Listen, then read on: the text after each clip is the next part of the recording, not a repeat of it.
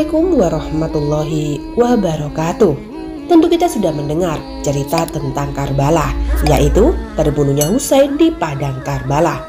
Namun apakah kalian tahu tentang azab yang diberikan Allah bagi yang membunuh Husain itu? Nah, simak kisahnya berikut ini. Nama lengkapnya Sayyidina Husain atau Husain bin Ali bin Abi Thalib bin Abdul Muthalib. Beliau adalah seorang imam yang mulia, cucu dari Rasulullah SAW, dan bersama kakaknya Sayyidina Hasan. Beliau merupakan bunga bagi kehidupan Rasulullah SAW. Ayah beliau adalah Sayyidina Ali bin Abi Thalib, yaitu sepupu Nabi dan khalifah keempat setelah Sayyidina Utsman bin Affan radhiyallahu anhu. Sementara ibu beliau adalah Fatimah Az-Zahra binti Rasulullah SAW.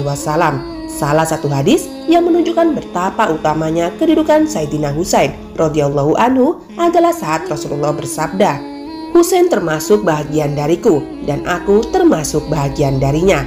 Allah akan mencintai siapa saja yang mencintai Husain, dan Husain adalah satu umat di antara umat-umat yang lain dalam kebaikannya." Sayyidina Husain sempat hidup bersama Rasulullah SAW sekitar 5 tahun. Rasulullah begitu menyayangi Husain sebagaimana kakaknya Hasan. Pernah suatu ketika Rasulullah berkhutbah, kemudian datanglah Husain dan Hasan ke dalam masjid Nabi. Saat itu Hasan dan Husain hampir saja terjatuh, maka Nabi segera turun dari mimbar, kemudian menggendong mereka berdua dan menundukkan Hasan dan Husain di hadapan beliau. Secara fisik, Husain radhiyallahu an lebih mirip dengan Rasulullah pada bagian dada sampai kaki, sementara Hasan lebih mirip dengan Rasulullah SAW bagian wajahnya. Saat dewasa, Sayyidina Husain banyak melewati masa-masa fitnah, mulai dari fitnah sebelum kematian Khalifah Utsman radhiyallahu an hingga fitnah ketika ayahnya, yaitu Sayyidina Ali radhiyallahu an, menjadi khalifah dan terbunuh. Hingga pada akhirnya umat Islam dipersatukan kembali oleh kepemimpinan kakak beliau, yaitu Sayyidina Hasan bin Ali radhiyallahu an, yang menyerahkan kepemimpinan kepada Sayyidina Muawiyah radhiyallahu an. Ketika Muawiyah bin Abu Sufyan radhiyallahu an memimpin, maka ini adalah suatu masa kegemilangan umat Islam setelah sekian lama berada dalam masa perang sesama muslim. Muawiyah juga begitu memperhatikan kehidupan Hasan dan Husain radhiyallahu an. Sedang Husain tidak pernah memberontak dan selalu menjaga baiatnya kepada Muawiyah bin Abu Sufyan radhiyallahu an. Tetapi ketika Yazid bin Muawiyah diangkat sebagai khalifah, Husain bin Ali radhiyallahu an dan Abdullah bin Zubair bin Awam radhiyallahu an termasuk orang yang tidak mau berbaiat. Oleh karena itu, beliau berdua keluar dari Madinah dan tinggal di kota Mekah. Abdullah bin Zubair menetap di tempat sholatnya di dekat Ka'bah, sementara Husain radhiyallahu an di tempat yang lebih terbuka karena dikelilingi banyak orang. Selanjutnya, banyak surat yang datang kepada Husain radhiyallahu an dari Kufah yang isinya adalah mereka menolak kepemimpinan Yazid bin Muawiyah dan siap membaiat Sayyidina Husain sebagai pemimpin. Bahkan beberapa surat yang lain berisi pernyataan gembira atas kematian Muawiyah.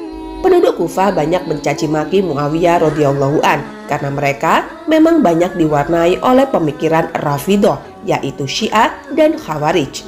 Setelah mengirim utusan dan memastikan pembaiatan terhadap dirinya, Sayyidina Husain bin Ali bersama rombongannya mantap memutuskan untuk pergi ke Kufah. Meskipun banyak sahabat seperti Abdullah bin Abbas, Abdullah bin Umar, dan Abdullah bin Zubair sudah mencegah beliau untuk pergi, namun Sayyidina Husain tetap pada pendiriannya.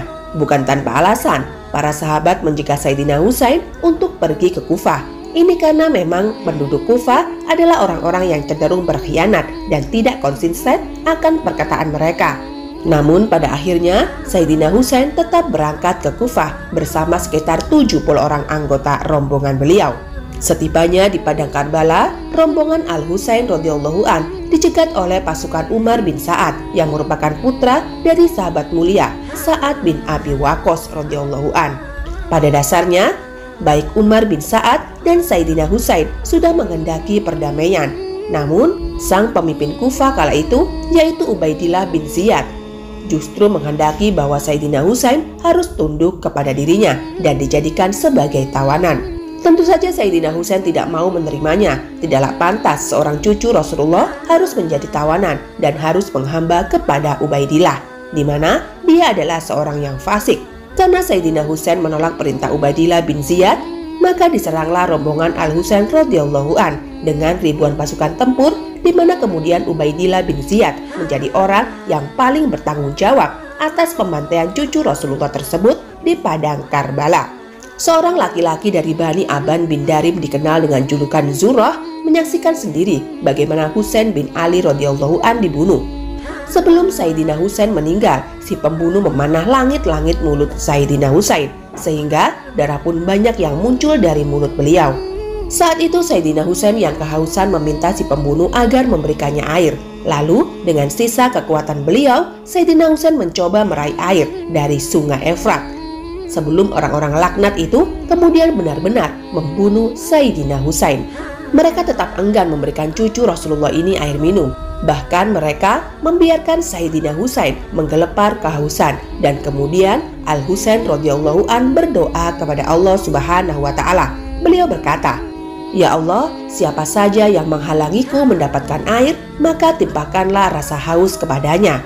Hingga akhirnya beliau, Sayyidina Husain, orang yang teramat dicintai Rasulullah SAW itu terbunuh di padang Karbala. Sungguh di kemudian hari Allah mengabulkan doa salah seorang pemimpin para pemuda di surga itu, yaitu Sayyidina Husain radhiyallahu an. Tatkala sang pembunuh Husain yang tidak memberikan minum kepadanya menghadapi sakaratul maut, maka Allah melimpahkan rasa haus yang tiada henti. Anehnya, rasa haus itu tidak bisa hilang meskipun dirinya sudah meminum banyak air. Dia terus-menerus menjerit karena perutnya panas, bukan main, akibat rasa haus yang ia derita. Sambil terus berteriak, ia juga memegangi punggungnya akibat rasa dingin yang bukan kepalang. Orang-orang yang berada di sampingnya segera mengipasi dan meletakkan air dingin di depannya guna memadamkan rasa panas dan hausnya. Sementara tungku api ditaruh di belakangnya untuk menghangatkan badannya. Namun dirinya terus saja meracau. Ia terus berkata, "Beri aku air minum, aku bisa mati karena kehausan." Pada akhirnya, orang-orang lalu membawakan kepadanya sebuah bejana besar berisi adonan gandum, air, dan susu yang cukup diminum untuk 5 orang. Ia pun segera meminumnya, namun tak berapa lama setelah itu ia berteriak kembali, "Berikan aku air minum, aku bisa mati karena rasa haus ini." Orang-orang di sekitarnya pun terus memberikan air, hingga kemudian perutnya pecah, persis seperti pecahnya perut keledai akibat terlalu banyak minum. Na'udzubillah. Dan semoga Allah menghindarkan kita dari kematian su'ul khotimah. Kami belum mampu menemukan siapa tepatnya nama pembunuh Sayyidina Husain yang diberikan azab tersebut. Namun dari kisah ini semoga kita mendapatkan pelajaran yang berharga, bahwa sebagai seorang muslim wajib bagi kita untuk mencintai para ahlul bait, para keturunan Rasulullah Shallallahu Alaihi Wasallam. Sebagaimana yang beliau Rasulullah sabdakan, "Cintailah atas nikmat yang telah diberikan olehnya, dan cintailah aku karena cinta kepada Allah, serta cintailah ahlul baitku karena cinta kepadaku." Dan inilah sedikit kisah tentang hukuman dan azab yang Allah berikan kepada pembunuh Sayyidina Husain. Allah langsung membalasnya di dunia, tidak menunggu di akhirat. Lantas bagaimana di akhirat? Sungguh azab yang lebih besar menantinya. Begitulah azab-azab yang Allah tampakkan dan Allah berikan kepada orang-orang yang mengganggu ahlul bait Rasulullah Shallallahu Alaihi Wasallam. Dan juga Allah telah memberitahukan kepada hamba-hambanya bahwa yang menyakiti hati ulama, Allah akan menjanjikan azab yang pedih bagi orang tersebut. Demikianlah kisah ini. Semoga kisah ini bermanfaat. Wabillahi taufik wal hidayah. Wassalamualaikum warahmatullahi wabarakatuh.